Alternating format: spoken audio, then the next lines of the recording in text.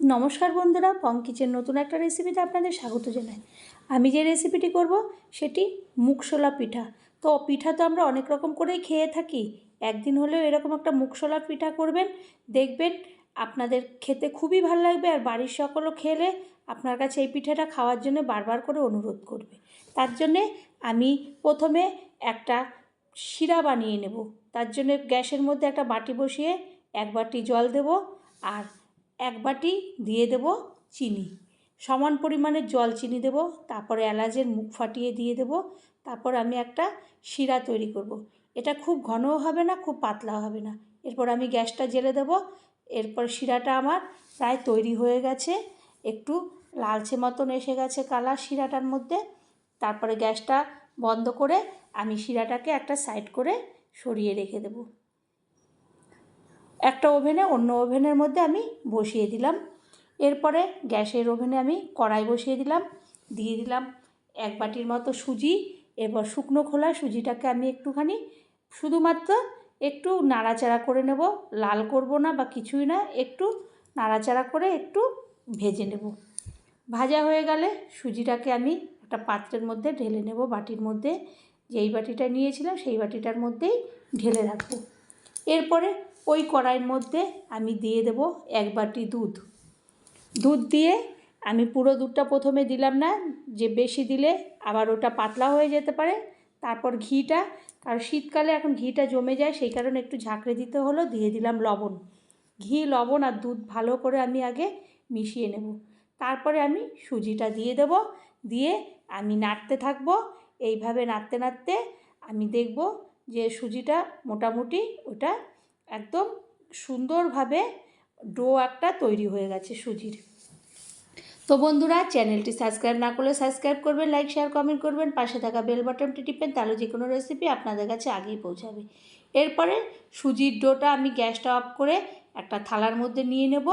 এরপরে ওটা নেওয়ার পরে আমি এটা গরম থাকতে থাকতে ওর মধ্যে একটু ঘি দিয়ে দেব, আবারও ঘি দিয়ে আমি, যেহেতু শীতকাল ঘিটা জমেই যাচ্ছে, তারপরে ঘি দিয়ে ভালো করে ডোটা আমি একটু গরম থাকাকালীন হাতে যতটা আমি সইতে পারবো সেইভাবে এটাকে মেখে একটা ডোর মতন তৈরি করে নেব।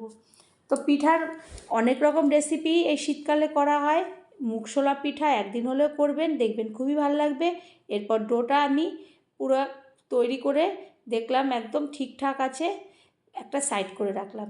এইদিকে আগের থেকেই ছানা কেটে রেখেছিলাম, সেই ছানাটাকে ভালো করে হাতের চেটো দিয়ে ভালো করে পিষে নেব, একদম নরম করে। যতক্ষণ না এইভাবে হবে একদম, ততক্ষণ আমি পিষতে থাকবো। এরপরে দিয়ে দেবো ওর মধ্যে গুঁড়ো দুধ। এখানে আমি কোনো কড়াইয়ের মধ্যে দিয়ে কোনো পুর তৈরি করব না, আমি হাতে মেখে পুরটা তৈরি করব। এরপরে দিয়ে দেবো চিনির গুঁড়ো, কারণ দানা চিনি দিলে ওটা গলে যাবে। চিনির গুঁড়োটা দিলাম, গুঁড়ো দুধ দিলাম, ছানাটা দিয়ে একটা সুন্দর একটা ডোর মতন করলাম। এইটাই পুরো তৈরি হবে। আমি ওভেনে বসিয়ে পুরটা তৈরি করব না। এরপরে যে ডোটা তৈরি করেছিলাম সুজি আর দুধ ঘি দিয়ে, সেইটার থেকে লেচি কেটে নেব সমান পরিমাণে, একদম যে সব কটা লেচি যেন সমান হয় সেইভাবে লেচিগুলো কেটে নেব। তারপর গোল গোল করে নিয়ে হাতের চেটোর মধ্যে চ্যাপটা করে নেব। চ্যাপটা করে ওর মধ্যে যে আমি যে পুরটা তৈরি করলাম ছানা দিয়ে, সেই পুর একটুখানি ওর মধ্যে দিয়ে দেব। এটা নারকেল দিয়েও করা যায়, তো আমি ছানা দিয়ে করলাম। তারপরে মুখগুলোকে আমি সুন্দরভাবে মুড়ে নেব, মুড়ে সিল করে দেব, পুরো সিল করে তারপরে গোল করে নেব। হাতের তালুতে নিয়ে আবারও গোল করে একদম গোল করব। তারপরে সাইড থেকে আমি কোণাগুলোকে বার করব। তো এই পিঠাটা করতে একটুখানি খাটনি লাগে, কিন্তু খেতে খুবই ভালো লাগে। তারপরে কোণার থেকে আমি এরকমভাবে কাতগুলোকে বের করে হাতের বুড়ো আঙুলের দিয়ে আমি কাতগুলো যেরকম আমরা পুলি পিঠা মুড়ি সেরকমভাবে মুড়ে নেব। এরকম করে সমস্ত কটা পিঠা একে একে আমি এরকম প্রথমে বার করব, কাতগুলো বার করে সাইড থেকে, তারপরে হাতের চেটো দিয়ে আবার বুড়ো আঙুল দিয়ে এরকমভাবে মুড়ে নেব কোণাগুলো, যেরকম আমরা পুলি পিঠা বা অন্য কোনো পিঠা কোণাগুলো মুড়ি সেই রকমভাবে সমস্ত কটাকে আমি মুড়ে নেব। মুড়ে এইরকম একটা মুগশোলা পিঠা তৈরি করে নেব। এতে এত সুন্দর এটা খেতে লাগে যে না করলে একবারও, না খেলে বা না করলে বিশ্বাস করবেন না। এরপরে সমস্ত কটা পিঠা আমি এইভাবে করে নিলাম। এদিকে ওভেনে আমি দিয়ে দিলাম তেল, তেলের মধ্যে একটু ঘি দিয়ে দিয়েছিলাম। তারপরে আমি একে একে পিঠাগুলো ছেড়ে দেব, ছেড়ে উল্টে পাল্টে লাল করে যেরকম মালপোয়া ভাজে সেরকমভাবে আমি ওগুলোকে ভেজে নেব লালচে করে। আর ছানতে দিয়ে উল্টে এরকমভাবে উল্টে পাল্টে আমি সমস্ত কটা এই মুগশোলা পিঠা ভাজবো। এইগুলো ভাজা হয়ে গেলে তারপরে তেল ঝরিয়ে আমি ছানতে দিয়ে একে একে ওই থালার মধ্যে তুলে নেব। এরকমভাবে সমস্ত কটা পিঠা আমি এইভাবেই ভাজতে থাকবো। তারপরে আমার পিঠাগুলো প্রথম ধাপের পিঠাগুলো ভাজা হয়ে গেল। আমি একটা প্লেটের মধ্যে ছানতে দিয়ে তেল ঝরিয়ে আমি ওটাকে তুলে নিলাম। তুলে নিয়ে তারপরে আবারও দ্বিতীয় খেপে যে কটা ছিল সেই কটা পিঠা আমি এইভাবে দিয়ে দেব। তো এই মুগশোলা পিঠা বন্ধুরা খেলে আপনারা অনেক দিন পর্যন্ত বাড়িতে করে সংরক্ষণও করতে পারবেন, আর তৎক্ষণাৎ খেয়ে নিতে পারবেন। যেমন ইচ্ছা সেরকমভাবে এই মুগশোলা পিঠাটা খেতে পারবেন। এবার পুরো আমার পিঠাগুলো ভাজা হয়ে গেছে।